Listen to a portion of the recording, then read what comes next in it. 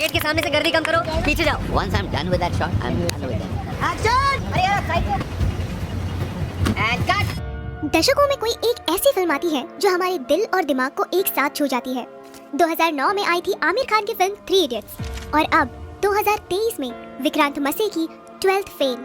इन दोनों फिल्मों में एक चीज कॉमन है और वो है brilliant man Vidhu Vinod Chopra. 12th fail movie को उन्होंने इतनी ऑथेंटिसिटी के साथ बनाया है कि इसे देखने के बाद हर कोई अपने आप से रिलेट कर पा रहा है। तो चलिए देखते हैं इस must watch movie 12th fail के कुछ बिहाइंड द सीन्स और जानते हैं कि आखिर कौन-कौन से लोकेशंस पर इस मूवी को शूट किया गया है। साथ ही जानेंगे कि इस फिल्म की ऑथेंटिसिटी को मेंटेन करने के लिए मेकर्स को क्या-क्या करना पड़ा। तो स्वागत है आपका आपके अपने चैनल अनिकेत निगम क्रिएशंस पर। जैसा कि हम सब जानते हैं कि 12th फेल एक रियल लाइफ स्टोरी है जो कि बेस्ड है मनोज कुमार शर्मा पर, जिन्होंने अत्यधिक गरीब परिस्थितियों के बावजूद one of the most difficult exam crack किया और आईपीएस ऑफिसर बने। इस मूवी की स्टोरी राइटर्स ने अनुराग पाठक जी की लिखी हुई बुक 12th फेल से ली है। Transformation of Vikrant into Manoj. Vikrant Massey ने जिस परफेक्शन के साथ मनोज कुमार शर्मा के इस कैरेक्टर को प्ले किया है वो शायद ही कोई और कर पाता। उस रोल के लिए उन्हें काफी मेहनत करनी पड़ी। एक्चुअल शूट शुरू होने से पहले ही डायरेक्टर विधु चोपड़ा विक्रांत मसी और मूवी के कुछ क्रू मेंबर्स के साथ इस गांव में आए थे। ये मध्य प्रदेश का रेहा विलेज है जो कि चंबल एरिया के पास है और यहीं पर इस मूवी के सारे गांव वाले सीन्स शूट हुए थे। मनोज का ये गांव वाला लुक जो हमें इतना परफेक्ट दिखता है, आपको ये जानकर हैरानी होगी कि इसके लिए विक्रांत ने किसी भी तरह का मेकअप नहीं किया था। वो हर रोज घंटों सिर्फ बनियान पहनकर धूप में बैठा करते थे और इसी तरीके से उन्होंने नेचुरली खुद को टैन कर लिया था just to achieve that perfect look. क्या बात है? Morning sir.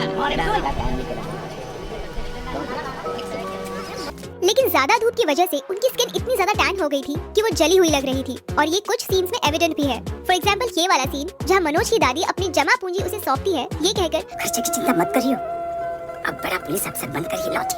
एंड देन ये वाला सीन मेंस एग्जाम में फेल होने के बाद जब मनोज श्रद्धा के घर मसूरी जाते हैं, उस सीन में भी उनकी बर्न स्किन हमें क्लियरली दिखती है। इसे वो लोग मेकअप से कवर डेफिनेटली कर सकते थे, लेकिन विक्रांत ने कहा कि इसे एज इट इज रहने देते हैं क्योंकि उस सीन में मनोज लो और अंडर कॉन्फिडेंट फील कर रहे थे because of his failure in the exam और विक्रांत भी उस वक्त बर्न स्किन की वजह से कुछ वैसा ही फील कर रहे थे। इस तरह वो अपनी परफॉर्मेंस को और एनहांस कर पा रहे थे। बाय द वे, अगर मेकर्स चाहते तो पोस्ट प्रोडक्शन यानी कि एडिटिंग के वक्त भी स्किन को क्लियर और लाइटन कर सकते थे, but they had decided to keep it natural. Madhya Pradesh के उस रेहा गांव में शूट हुए सीन्स के ये रहे कुछ बिहाइंड द सीन्स क्लिप जिसमें 12वीं क्लास में पास होने के लिए मनोज पर्चियां बना रहा होता है। देखिए डीओपी ने कैसे उसे अपर एंगल से शूट किया था और तब इतना भारी वजन का कैमरा उन्होंने अपनी कमर से बांधा हुआ था। Making of cheating scene. ये जो चीटिंग वाला सीन है इसे शूट करते वक्त डायरेक्टर विधु विनोद चोपड़ा जी को काफी तकलीफ हुई थी क्योंकि इस लोकेशन के साथ साथ हमें इसमें दिख रहे सभी स्टूडेंट्स रियल हैं। जूनियर आर्टिस्ट को पता होता है कि शूटिंग के टाइम कैसे बिहेव करना है और भीड़ वाले सीन्स में उनकी नजर कैमरे की तरफ होनी चाहिए कि नहीं, लेकिन इन स्टूडेंट्स को बार-बार बताने के बावजूद भी वो वही गलती दोहरा रहे थे और फाइनली जैसे तैसे उन्हें कसम देकर डायरेक्टर साहब ने उनसे ये एग्जाम वाला सीन शूट करवाया था। कैमरे में नहीं एंड कट वन मोर कलाकारी दिखा रहा है लेकिन कैमरे में नहीं। ए कैमरे में कट, सारे लोग बोलो कसम खाओ पहले सब लोग ऐसा हाथ रख के कैसे कसम खाता तुम इधर रख के बोलो मैं कसम खाता हूं। हां कैमरे में नहीं देखूंगा। बिल्कुल बिल्कुल चलो action and cut. I think we got it, play back. सब लोग बहुत अच्छा कर रहे हैं, बहुत अच्छा हंसे तुम लोग, excellent, thank you, very good. Mastering और जुगाड़ ड्राइविंग। टोटल इसमें 4 और रिवर्स। ये जो सवारी थी उसे गांव वाले लोग जुगाड़ कहते हैं क्योंकि इसे किसी कंपनी में नहीं बल्कि गांव के किसी बुद्धिमान आदमी ने लिमिटेड रिसोर्सेज से जुगाड़ करके बनाया होता है। इन जुगाड़ू चीजों को चलाना भी उतना ही मुश्किल होता है जितना इसका इनोवेशन। घर के खर्चे निकालने के लिए मनोज और उसका भाई इस जुगाड़ को चलाते हैं। इन कुछ सीन्स के लिए मनोज के भाई का रोल प्ले कर रहे एक्टर राहुल कुमार ने स्पेसिफिकली ये जुगाड़ चलाना सीखा था और तब जाके इसके कुछ सीन्स उसी एमपी के गाँव रेहा में शूट किए थे। पहले दिन तो मुझे बहुत तंग किया इस अफलातून ने, लेकिन हाँ धीरे धीरे पकड़ में आई। Making a setup at Mukherjee Nagar. जब मनोज अपने नए नवेले दोस्त पांडे के साथ आईपीएस बनने दिल्ली आता है तब वो वहाँ लगे हुए सब कोचिंग के एडवर्टाइजमेंट्स वाले ढेर सारे बैनर्स और पोस्टर्स देखता है। उसी के साथ वो मुखर्जी नगर की भीड़ भी देखता है और अपने दोस्त से कहता है इतने सारे स्टूडेंट है भैया, कैसे हो पाएगा? ये सब जो बैनर्स वहाँ लगे हुए हैं वो मूवी के प्रोडक्शन डिजाइनर टीम की ही बनाई हुई है। इस सीन को दिल्ली के मुखर्जी नगर में ही शूट किया गया था जिसे यूपीएससी एस्पिरेंट्स का हब भी कहा जाता है। Number number 5, making it rain on a sunny day. ये सीन तो आपको जरूर याद होगा। श्रद्धा की इस कोचिंग क्लास में मनोज से मुलाकात होने के बाद कुछ दिनों बाद वो उसे ढूंढते हुए विद्या वाचनालय आती है। यहाँ इस सीन की रिक्वायरमेंट थी बारिश का मौसम, मगर शूटिंग के दिनों में यहाँ तेज धूप पड़ रही थी। इस सीन के लिए टीम ने 2 रेन मशीन का यूज किया था और जब श्रद्धा इस लाइब्रेरी में एंटर हो रही थी तब हम देख सकते हैं कि उस सीन को कैसे शूट किया जा रहा है। Number 6, Medha sang a song in reality। इस ट्रूथ एंड डेयर सीन में जब श्रद्धा पर गाना गाने का डेयर आता है, आपको ये जानकर हैरानी होगी कि ये आवाज न श्रेया घोषाल की है न किसी और प्लेबैक सिंगर की, बल्कि इसे खुद मल्टी टैलेंटेड एक्ट्रेस मेधा शंकर ने ही गाया है, और वो भी ऑन लाइव लोकेशन। इससे हम समझ सकते हैं कि ये मूवी कितनी ऑथेंटिसिटी के साथ बनाई गई है। जब कास्ट एंड क्रू में से कोई भी कोई अच्छा काम करता था तो डायरेक्टर विधु उसे 20 रुपए एज अ रिवॉर्ड देते थे, as a mark of good job that somebody had done.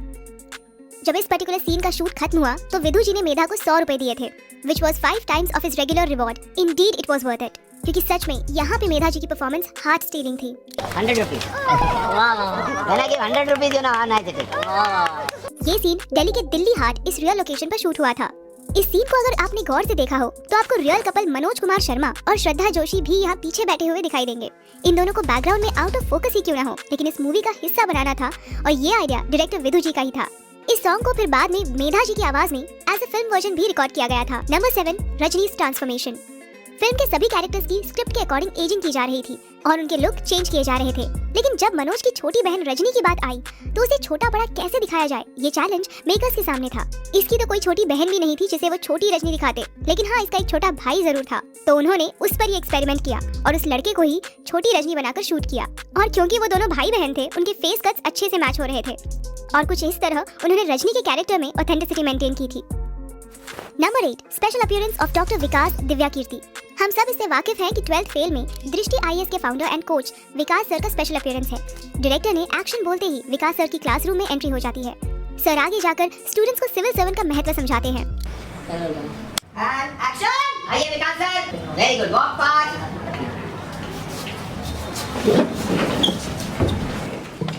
बैठिए। IAS बनना बड़ी बात नहीं है, बड़ी बात यह है कि जिस कुर्सी पर आप बैठेंगे ना, उससे आपकी इज्जत ना हो, बल्कि आपसे उस कुर्सी की इज्जत बढ़े। और फिर एक दिन आएगा जब आप मुझसे मिलने आएंगे, आप नहीं मैं खड़ा हूँ। जब ये शॉट फाइनलाइज हुआ तो डायरेक्टर विधु जी ने विकास सर को गले लगाया और उन्होंने इसके बारे में क्या कहा, सुनिए। I've been making movies for 50 years now, but this is one of the best crowd scenes I've handled. I am so worried about the looks, and none of you look at the camera. So hats off to you. आपकी जानकारी के लिए बता दें कि इस movie के कुछ सीन्स और डायलॉग्स विकास सर ने खुद ही लिखे हैं, खास करके ये लास्ट वाला इंटरव्यू वाला सीन। 12th फेल को पहले राजकुमार ईरानी डायरेक्ट करने वाले थे, लेकिन इसे लिखते लिखते विधु जी इन कैरेक्टर्स से कुछ इस तरह अटैच हुए कि उन्होंने इसे खुद ही डायरेक्ट करने का फैसला किया। यूजुअली विधु विनोद चोपड़ा अपने फ्रेंड्स राजकुमार ईरानी और अभिजात जोशी के साथ कोलैबोरेट करके लिखते हैं, लेकिन उस टाइम पीरियड में वो दोनों डंकी पर काम करने में बिजी थे। काश राजकुमार ईरानी डंकी की बजाय 12th फेल को डायरेक्ट करते। उनकी डंकी ने तोड़ी हुई ब्लॉकबस्टर की स्ट्रीक टूटने से तो बच जाती। Shooting at UPSC headquarter. Climax में जब UPSC के प्रीलिम्स और मेंस को क्वालिफाई करने के बाद मनोज को जो इंटरव्यू कॉल आता है, तब मनोज के साथ श्रद्धा उसे UPSC हाउस तक छोड़ने आती है। यहाँ गेट के बाहर जितने भी सीन्स हैं, इन्हें रियल लोकेशन दिल्ली के धौलपुर हाउस पर ही शूट किया गया है। ये वही जगह है जहाँ पर UPSC के इंटरव्यूज लिए जाते हैं और यहाँ पर मूवी को शूट करने के लिए मेकर्स को स्पेशल परमिशन लेनी पड़ी थी, लेकिन उसके बाद के जितने भी अंदर वाले सीन्स हैं, उन्हें वहाँ शूट के लिए परमिशन नहीं मिली और इसी के कारण उन्होंने ये सारे सीन्स इसी हाउस के रेप्लिका में शूट किए थे। ये एग्जैक्ट रेप्लिका न्यू दिल्ली में रिकंस्ट्रक्ट किया गया था। Making of the song restart. Bollywood में जो पहले कभी ना बना हो, कुछ ऐसा एंथम सॉन्ग डायरेक्टर विधु जी को इस 12th फेल मूवी के लिए बनाना था, जैसे कि कोई कमरे में गा रहा हो, थोड़ा सुरीला और थोड़ा बेसुरा, थोड़ा आगे थोड़ा पीछे। तो शांतनु मोइत्रा ने इस रीस्टार्ट सॉन्ग को कंपोज किया था और देखिए इसे कैसे रिकॉर्ड किया जा रहा है। विधु जी ने इसे उनके असिस्टेंट डायरेक्टर से रिकॉर्ड करवाया था, क्योंकि उनका कहना था कि ये लोगों का गाना है, तो लोगों को ही गाना है। Detailing in the shots 12th fail को कम्प्लीटली ऑथेंटिक बनाती है इस पर की गई डिटेलिंग। तो चलिए बात करते हैं इस मूवी के कुछ डिटेल्ड सीन्स की। सबसे बेस्ट चीज ये थी कि मनोज कुमार शर्मा और श्रद्धा जोशी, इन दोनों के भी रियल लाइफ के नेम्स मूवी में भी एज इट इज रखे गए थे। मनोज गरीब घर से बिलोंग करता है, तो उसके सभी सॉन्ग्स हमें क्लासिकल बैकग्राउंड म्यूजिक के ही सुनने को मिलते हैं। तो पैसा और श्रद्धा के सोलो सॉन्ग्स पर मॉडर्न म्यूजिक का लहजा है। तुम नजर से बोलो ना। लेकिन जब वो दोनों साथ में आ जाते हैं, तब इन दोनों क्लासिकल और मॉडर्न म्यूजिक को ब्यूटीफुली कंबाइन करके प्रेजेंट किया गया है। कर दो दुनिया। Will you marry me, Manoj?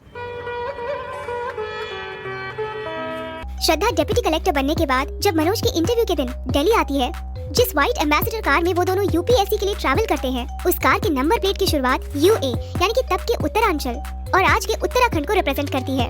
12 fail के ऑलमोस्ट सभी सीन्स रियल लोकेशन पर ही शूट हुए हैं। हालांकि गांव वाले सभी सीन्स को डायरेक्टर और team easily Mumbai film city में शूट कर सकते थे, but they decided to shoot it in the real village of Reha just to be a lot more authentic. ये पहली ऐसी फिल्म है जो रियल मुखर्जी नगर और राजेंद्र नगर में शूट हुई है, और वो भी रियल यूपीएससी स्टूडेंट्स के बीच। मुखर्जी नगर में हर हिंदी मीडियम का बच्चा था जो अपने गांव में ये बोल के आया था कि मुझे कुछ करके दिखाना है, उसमें भी है। इस मूवी का हर एक सीन डिटेल है, जिन्हें डायरेक्टर और उनकी टीम ने काफी मेहनत और ध्यान से बनाया है। हार नहीं मानूंगा 12 fail restart based on A true story inspired by million true stories. इसका माने क्या है? हजारों कहानियों से प्रेरित है, तो हजारों कहानियां किनकी कहानियां हैं? वो आपकी कहानी है। और वो पोस्टर में आप ढूंढते रहिएगा कि हीरो कहाँ है, वो आपको नजर नहीं आएगा। एक्चुअली इसमें अगर हम स्पॉट पे हीरो कॉन्टेस्ट करें तो बहुत इंटरेस्टिंग होगा, आपको पता ही नहीं लगेगा कि है कहाँ। यही मैं कहना चाह रहा हूँ। इसमें तो एरो लगाया है हमने आपके लिए कि आप ढूंढ लें कि हीरो कहाँ है। ये होते हैं रियल हीरो। हजारों में से एक मनोज, जैसे हजारों लोगों लाखों लोगों में आप एक। कई लोगों ने कहा कि सुनता हीरो जो गौरी भैया है, कोई कहता पांडे है, कोई कहता मनोज है, कई कहते श्रद्धा है। तो जब आप ये फिल्म देखें तो हमको जरूर बताइएगा कि आपकी नजरों में इस फिल्म का सही हीरो कौन। मैं भी हो सकता हूँ, अगर आपको लगता है मैं तो बता दीजिए। 12 फेल 27 अक्टूबर 2023 को थिएटर्स में रिलीज हुई थी। रिलीज पर क्रिटिक्स ने तो इसे अच्छा रिस्पांस दिया ही था, लेकिन पब्लिक ने भी इसके तारीफों के पुल बांध दिए थे। यही नहीं, बल्कि कमल हासन सर ने भी 12 फेल देखने के बाद तारीफ भी की थी। नमस्ते, I am talking from the NFDC Theatre in Chennai, where I saw 12 Fail by Mr. Vidhu Vinod Chopra. He's a friend of mine. These are occasions when you feel proud to say that you're somebody's friend. It's not an ambitious film, but it's a film about ambition. And to craft such a film and make it work, that is ambitious. And he has embarked upon it. I'm very happy I saw the film. Most of them who saw the film I spoke to had only one thing to say: long time since we saw a good film like this. I would like to second that motion. Thank you, Vinod Chopra, for making a film like this. It brings back hope in filmmakers like me to confidently go ahead and do what you love most. Restart. अगर आप भी 12 fail देख चुके हैं तो कैसी लगी आपको विक्रांत, मेधा और बाकी एक्टर्स की परफॉर्मेंस? हमें कमेंट करके जरूर बताएं। क्या रहा तेरा रिजल्ट का? IPS। इस वीडियो को आखिर तक देखने के लिए आपका तहे दिल से शुक्रिया।